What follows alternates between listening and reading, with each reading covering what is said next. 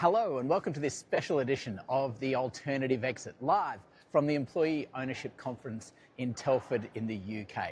And this has been brought to you by EOT Expert by Christian Wilson. So just imagine you've sold your business to an EOT and are now happily retired, spending your tax incentivized money when HMRC or the taxman knocks on your door to ask for the full repayment of your capital gains tax due on the sale. A trust, which is a huge pain. I mean, a trustee at your old company has just resigned and the team innocently but improperly accepted the resignation, inadvertently triggered a disqualifying event. This is a nightmare scenario. The truth is, running an EOT is not simple. From appointing trustees to managing the trust registers to keeping on top of all the annual one-off filings. One small mistake can be painfully expensive. This is where EOT Expert by Christian Wilson step in. His EOT Assured service keeps you compliant and confident with clear guidelines, templates and tailored support, whether you need a one-off transaction, support or ongoing retainer. Christian can even help you set up compliant bonus structures to ensure that your staff are getting the rewards that they deserve. So if you're looking to make a transition to an EOT or already established an employee ownership trust that wants peace of mind and proper governance, reach out to Christian at eotexpert.co.uk for technical expertise that's reassuringly human.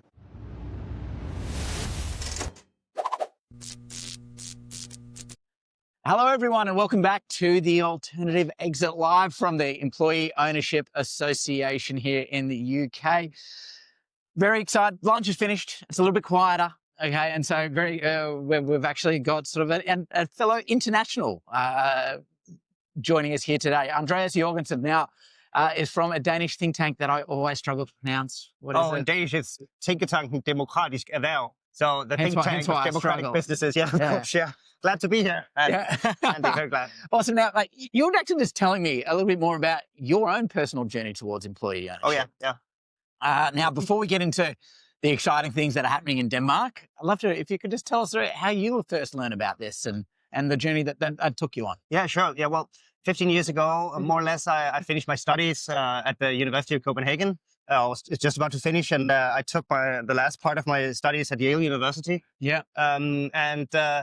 I had never in my studies encountered, I studied political economics, political science, economics, and sociology. And I had never encountered the idea about cooperatives or employee-owned, consumer-owned, producer-owned before in my studies at all.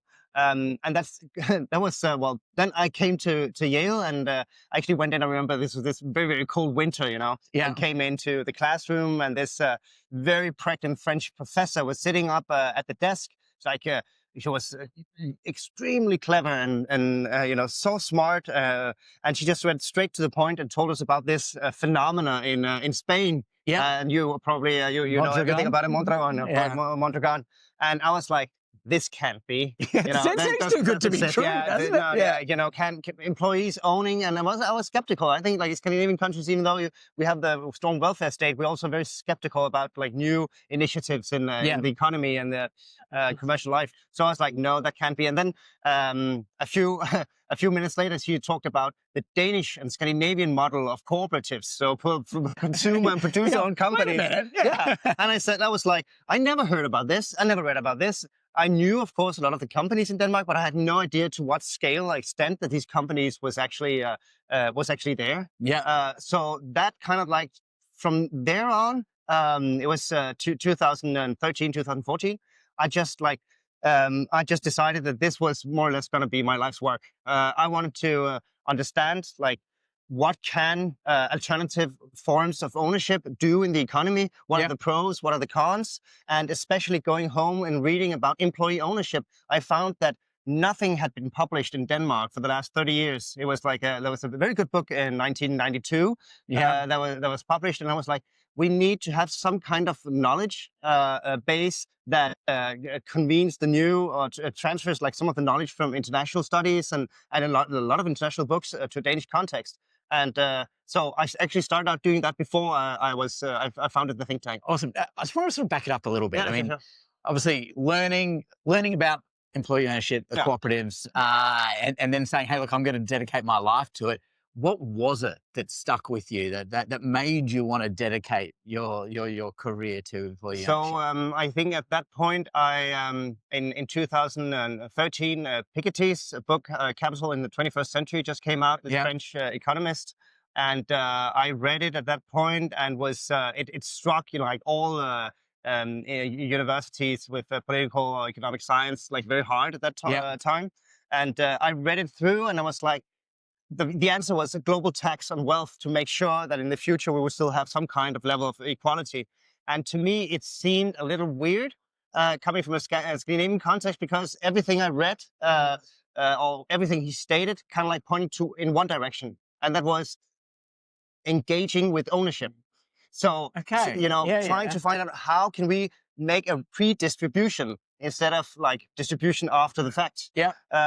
And it just stood like very clear for me when I at the same time encountered, this cooperative movement and the employee-owned companies, that they could be a part of the answer to this rising inequality. So that really hit me at that point. And then the other thing probably was that I was finishing my studies and had to get out and actually work. Yeah. And I was very skeptical. I think I was. I had worked in a few factories before, and in Denmark we have a rich tradition of working as young people, Yeah. before studying and all that stuff. So I've been a little bit around, and I thought, well, the idea of actually going to an office or going out from 9 to 5, it sounded a little bit terrible. So I was probably a little bit afraid of, like, maybe as and many students are when they get so, alienated from the real world in a way. So I also thought, how can you actually create a good life, a good working life? Yeah. So good working life. The question of inequality rising, coming from a society that has a very high degree of equality, and maybe like the taxation, may not be the answer or the entire answer anymore. And then definitely the end was, this was kind of like a solution that hardly anybody had looked at in Denmark. Yeah. And it was a solution that seemed politically acceptable for a very broad array of politicians or political parties. And actually, I just heard one of your podcasts with Corey Rosen. Yeah. And he highlighted those three. Our very first one. Yeah, the very first. Yeah. So and those were really the three. Like, he highlighted those three as well. Yeah. And I was surprised that nobody actually had tried to make this. Denmark is really much like collaboration between parties. And I thought, this must be possible. So that was kind of like when I was like, okay, those three, if nobody else is doing it, somebody needs to do it. Somebody needs to do it. Yeah. And I think this was the first time I never felt a calling before in my life, but this was definitely the situation like that there at Yale University in the US, both in a country of great inequalities. Yeah. And great, you know much better than me, but also experiencing firsthand, at Yale University, you have like tons of homeless people in the streets. You have like some of the richest people in the world studying at Yale. And it seemed weird to me, Oh, and man. I was struggling away from that kind of extreme inequality. And Denmark, 80-90% of the population would say, we don't want that kind of inequality in Denmark. Yeah. And then I was like, how can we maintain maybe that kind of model in Denmark in a new world, where membership of unions are falling, and maybe that's not the answer in a new, world of social media and technology. How could employee ownership be part of that solution? Yeah, amazing. Look, there's so many similarities with, I guess, that sort of exposure to the US and the extreme wealth. I mean, for me, I came to the same realization when I was living between Harvard and MIT. Oh, yeah. I wasn't smart enough to go to them, like you were smart enough to go to Yale, but living between them, and just traveling through some really affluent suburbs, but also seeing just the crazy amounts of homelessness and poverty. It was just so striking. And yeah, there needed to be another solution, but it is here. So, like, how did you then go back to Denmark and start scraping out a living for yourself, like within and focusing on employee ownership? Yeah, well, I couldn't. I think like most entrepreneurs, but so, of course, I know, like, coming from Denmark, a lot of people, and when I speak globally with people outside of Europe, but also just outside of Denmark, they think, "Whoa, you can actually get by really easily because there's so many different public programs that subsidize you if you don't get a job." So of course that was part of it, but another part was also just I didn't make any money. That makes that solves that problem. Yeah, but also I was probably like a lot of people that, entrepreneurs to start their own employee-owned company that thought, I would like to create the work life that I want. Yeah. That I think is the best for me and for other people as well. We want influence, we want ownership, we want share in the success of the company. And I felt the same way, but I also felt like that's not my, at least not in that point in time, that was not my strength, was not necessarily creating a company. I had no, pre-existing knowledge about this, but I was already that time, I had created a few organizations. Okay. It's a big thing, and like creating different volunteer organizations. So I knew kind of like how that worked. So I decided that I could go out and get a job as the rest of my colleagues had political science, economics stuff, and I was like, I can't do that much better than they can. They can do that job very very well, but maybe the thing that I can do is focus on a topic and get by for a few years and see if I can take it far. Yeah. So actually, after finishing, I remember actually finding the idea about writing a book on it was really, I was sitting at my own student dorm, and one of my friends that was actually doing, like, he made an app and moved to London to kind of like develop this company. And then I was like, yeah, I'm thinking a little bit about this and that. It was a month after graduation, and then I said I would like to empower employee ownership, a cooperative spirit in Denmark, and that's probably what I want to do the next few years, but I don't really know how. And then he was like, why don't you just write a book? And I thought, well, that may not be such a bad idea, because there was nothing, and so I started writing a book at the same time, building an organization. So I thought, like, two levels. So of course, we both have to have the knowledge, but we also need the movement activity. So I started out, and I was so surprised, because I relatively quickly I got a book contract with the biggest publisher in Denmark. Oh, wow! I was extremely lucky at that time, so I continued writing on the book, and then alongside it, I continued the organizational work that failed and failed. But after 2 years, I got together with a few other people, and it's a long story, but suddenly we founded like the first Danish think tank in more than, actually the first organization that collected all cooperatives in Denmark. So both like the consumer, producer, and employee-owned companies, to kind of like harness the potential of the democratic ownership into a common organization, as they have here in UK, as you have in US, as you have in Germany, Italy, and so on. But we didn't in Denmark. They were scattered because it was such a huge part of the economy. So in Denmark, it's about probably more than 10% of the total. We know it's at least 10% of the total revenue of all private companies comes from cooperatives. So Really? it's a really big sector in Denmark. And is that, like, what's the main type? Are they like B2B sort of, or sort of large consumer cooperatives? Yeah, it's consumer cooperatives. Consumer and agricultural cooperatives. Okay, so it's quite similar to Finland, really. It is. It's very similar to Finland. Yeah, exactly. Because my experience in Finland is that people don't, like, workers in those cooperatives don't feel it. No. At all. Like, for them, it's just a job. Yeah, like, it's like it's sort of a little bit like it's EO light. Like, it's obviously more for the members, the people who are consuming on the other side. This is true. Is that and something that you also, and it's an issue, and that's actually something we're really working hard on in the think tank today, because we have a broad membership with almost all the biggest consumer-owned and producer-owned companies. Trying to reinvigorate. We know that actually, like, the democratic ownership is something that people really like and really interested in. You probably know the numbers from Finland, where they did a survey asking, so the Finns, what would you prefer, a capitalist, liberalist economy, or socialist economy, or a cooperative economy? And 70% said cooperative economy. And you have something similar in Denmark with the mindset. We love the cooperative spirit, but the companies have kind of, like, maybe through the 90s and the idea of socialism and connection between economy and democracy was a strange thing. So we were very skeptical about this in Scandinavia and most of Europe, probably also in the US. No, in US, I think everywhere. And I don't know. I put that down to also the, like, predominant management principles at the time. Like, when sort of is coming out of just looking sort of at the Druckers, looking at Andy Grove, like, and saying, no, this is the way we manage. This is the way we structure.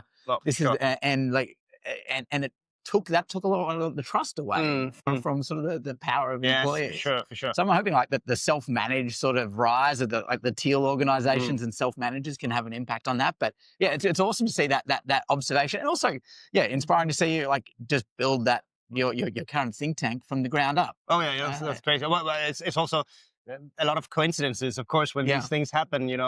I only had the idea like we need an organization that was the primary aim, like some kind of organization that can gather and can create some kind of movement, and the other was kind of like knowledge base. And I don't really consider myself as a very wonderful author, but it was also kind of like a change project. I'm making like this was what was needed, and then I went into this part, right? But today it's really impressive and surprising to me that here now 7.5, almost 8 years later, from the think tank foundation, that we're actually standing in a situation where I have 14 brilliant employees, and we're 14 in a small country as like Denmark with 6 million people that are working full time on empowering cooperative principles, cooperative business forms, and now we actually in those 8 years we got new legislation.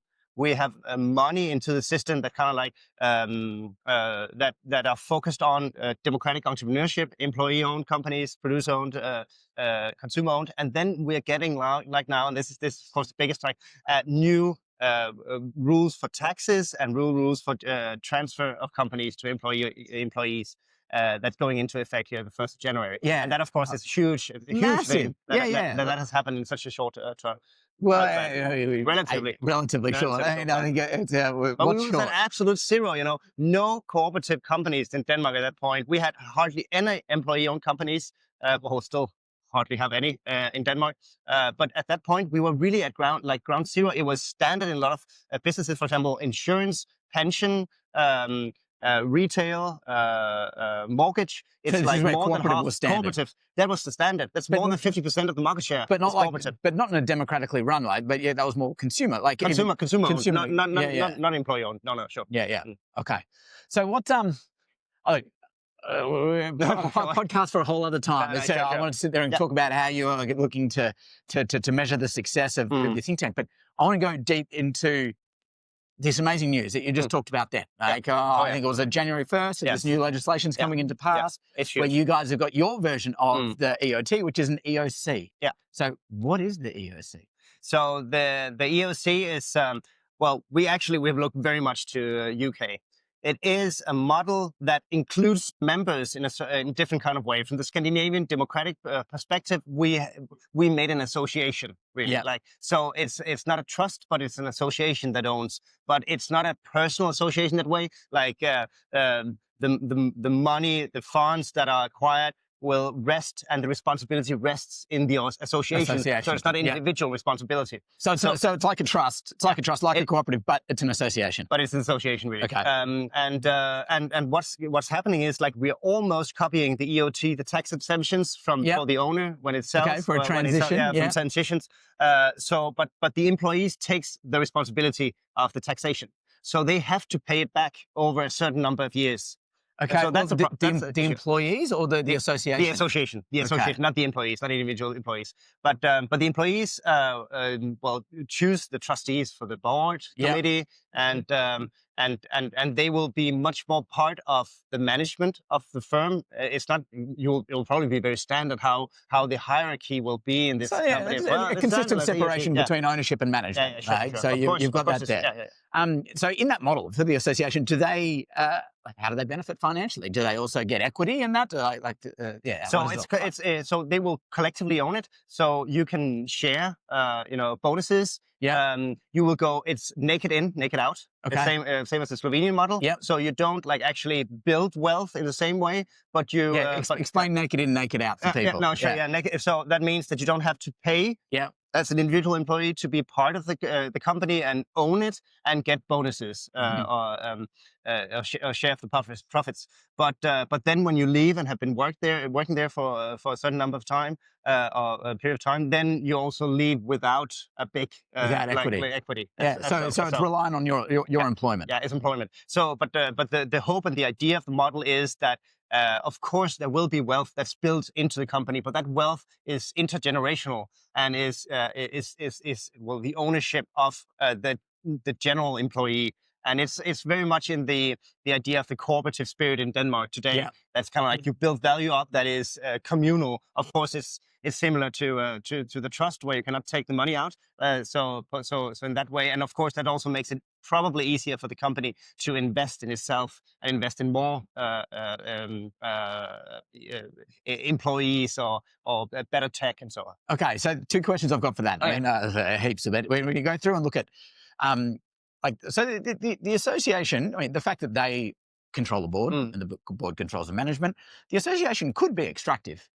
They could choose to sit there, we're going to take the X amount of, we're going to take the lion's share out and we're going to use that to distribute. Is there anything within the law that limits that? Yeah, so especially the first, so there's, also one of the big successes was that we got then the indivisible reserve, as they have in the Macora law in Italy, where so a certain amount of the profits will always go to an indivisible reserve so you cannot distribute all of it. So there's a certain percentage that held within the company or the association? Held in the association. Okay. Held in the association. So and then in the first decade or so, you can only take out 8% of the transfer value.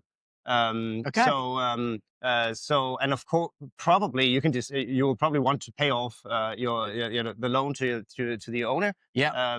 But you can also decide to pay out like some bonus of that amount. So normally, at least for the first 10 years, you're kind of like locked in that way that you cannot take out a lot of money. But then you also have there's been a big role with the tax authorities, like how to make sure that the money stays there. And we have the invisible reserve, but we also have some technical requirements and oversight of the organization. So it's not actually possible. Or at least it's very, very difficult to dissolve and distribute the money privately. Yeah. So it'll be very hard.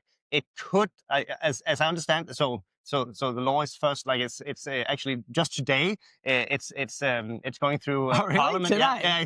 Today, right now, like at 1 o'clock. It was so we're sitting here. What date is it today? It's 25th, 25th, 26th. Apologies, everyone, for that abrupt end to that great interview with Andreas.